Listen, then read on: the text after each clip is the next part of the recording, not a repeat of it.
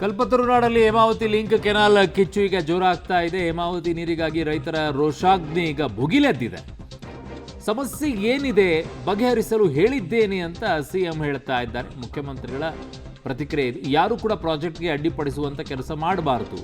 ಸಮಸ್ಯೆ ಬಗ್ಗೆ ಸಚಿವ ಪರಮೇಶ್ವರ್ ಜೊತೆಗೆ ಮಾತನಾಡಿದ್ದೇನೆ ಅಂತ ಮುಖ್ಯಮಂತ್ರಿಗಳು ಹೇಳ್ತಾ ಇದ್ದಾರೆ. ಸಮಸ್ಯೆ ಬಗೆಹರಿಸುವುದಕ್ಕೆ ಸೂಚನೆಯನ್ನು ಕೊಟ್ಟಿದ್ದೇನೆ ಅಂತಲೂ ಕೂಡ ಮುಖ್ಯಮಂತ್ರಿಗಳು ಬೆಂಗಳೂರಿನಲ್ಲಿ ಪ್ರತಿಕ್ರಿಯೆಯನ್ನು ಕೊಟ್ಟಿದ್ದಾರೆ.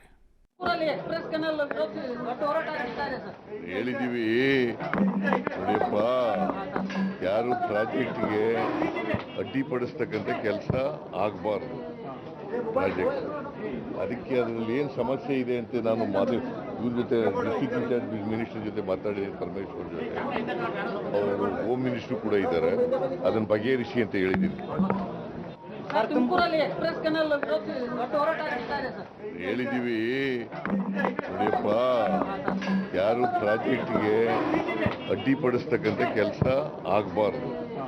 ಪ್ರಾಜೆಕ್ಟ್ ಅದಕ್ಕೆ ಅದರಲ್ಲಿ ಏನು ಸಮಸ್ಯೆ ಇದೆ ಅಂತ ನಾನು ಇವ್ರ ಜೊತೆ ಡಿಸ್ಟ್ರಿಕ್ಟ್ ಇನ್ಚಾರ್ಜ್ ಮಿನಿಸ್ಟರ್ ಜೊತೆ ಮಾತಾಡಿದ್ದೀನಿ, ಪರಮೇಶ್ವರ್ ಜೊತೆ. ನೋಡಿ, ವಿಚಾರದಲ್ಲಿ ಹಲವು